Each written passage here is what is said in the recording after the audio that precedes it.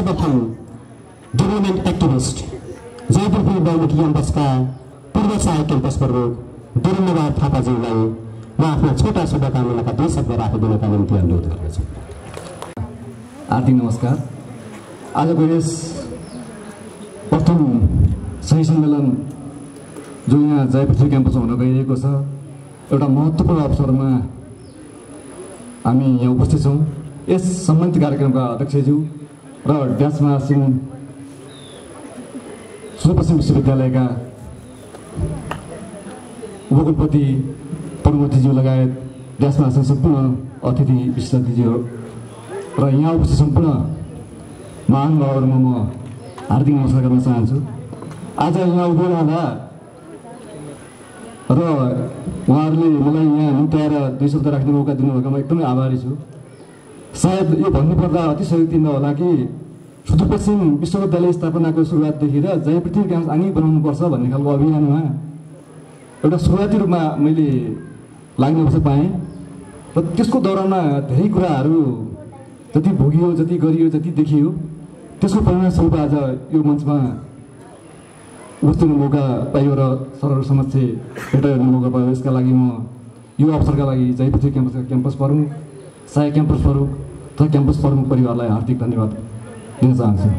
यसै गरी अर्को महत्त्वपूर्ण कुरा, म बजरङ्गलाको बासिन्दा, जयपृथ्वीको विद्यार्थी र यसै क्याम्पसको प्राध्यापन भएर करिब 10 वर्ष सेवा गर्ने मौका पाउँदा र अर्को महत्त्वपूर्ण भनेको आज पनि मलाई झल्झली याद हुन्छ, मलाई पढाउने दमन सर, हाम्रो केन्द्र सर लगायत अन्य गुरुहरू, त्यसै गरी धर्म सर स्कुलदेखि क्याम्पसमा पढाउनु भयो र त्यो अवसर पनि उहाँ समक्ष म हार्दिक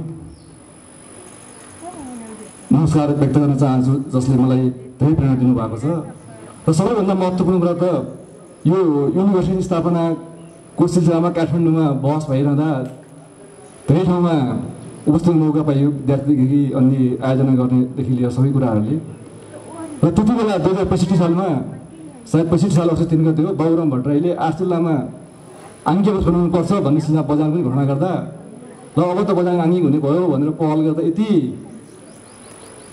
च्यालेन्ज भउनु पऱ्यो कि लगभग अन्तिममा त्रिभुवनेश्वर गइसकेपछि यो त हुनै सक्दैन भन्ने भिसीले भनिसकेपछि त्यसपछि के गर्नु त भनेर छलफल गर्दा तत्कालीन शान्ति मन्त्री हुनु सायद प्रभाकरले अब तपाईँ शुभ के अरे ट्युबवेल छैन, शुभ त मध्यपछि बनेकै थिएन र तपाईँ जुन विश्वविद्यालय तपाईँलाई आङ्गी गर्छु भन्छ त्यसको सुविधा ल्याउँछ, हामी पास गरिदिन्छु भन्नुभयो। त्यसरी पहल गऱ्यौँ। त्यति बेला सरकार पनि डिस्प्यालेन्स गर्न सकिएन। त्यस पश्चात तत्कालीन शिक्षा सचिव दिपेन्द्र थापा हुनुहुन्थ्यो, उहाँ कहाँ गइयो, सर यस्तो यस्तो भयो।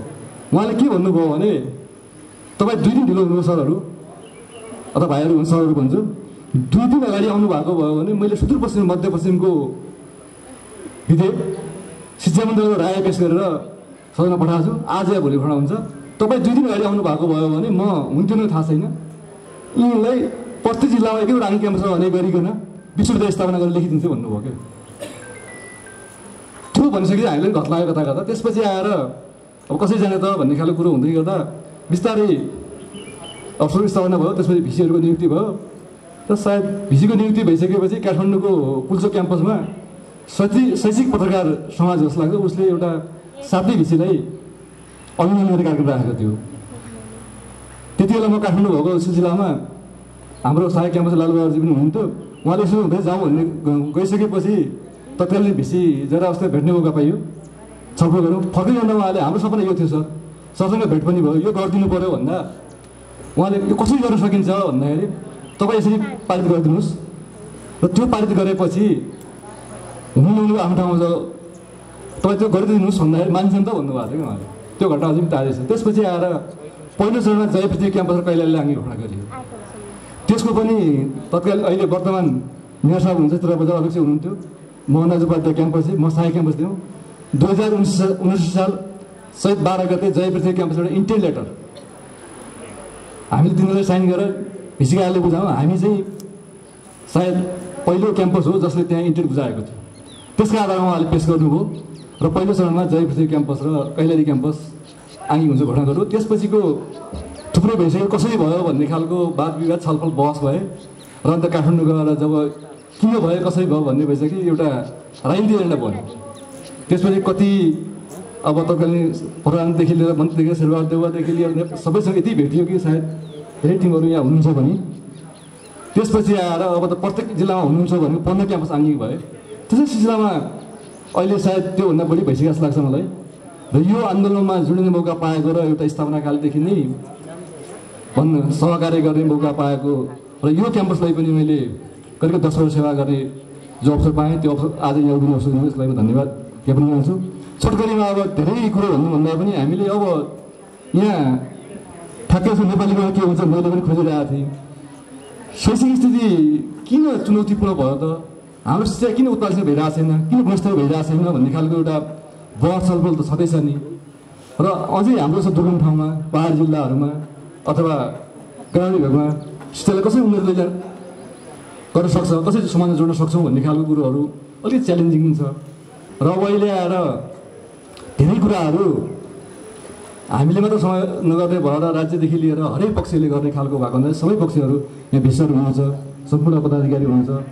र यो क्याम्पस लगायत सुदूरपश्चिम युनिभर्सिटीले जति राम्रो गर्न सक्यो त्यति हामी बेनिफिट हुन्छौँ भन्ने आशा गर्दा आगामी दिनमा पनि यो आन्दोलनसँग जोडिन पाउँछु भन्ने आशा गर्दा म यहाँलाई हार्दिक धन्यवाद दिँदै पुनः आयोजकहरूलाई धन्यवाद। र यस कार्यक्रमको पुनः सफलता जति वेबसाइट पेपरहरू हामी यहाँ प्रस्तुत गर्छौँ त्यो यो मञ्चमा बोलेर बाहिर गएर सकिने मात्र होइन, त्यसको भोलि एप्लिकेसन फिल्डमा कहाँ हामीले अनुसन्धान गरेका छौँ र त्यो के विषय हो त्यसलाई कसरी एप्लिकेसन गर्न सक्छौँ भन्ने खालको एउटा सहकारी कसरी गर्न सक्छौँ भन्ने खालले पनि जानुहुनेछ भन्ने आशा साथ बिदा हुन्छु। हस्, धन्यवाद, नमस्कार।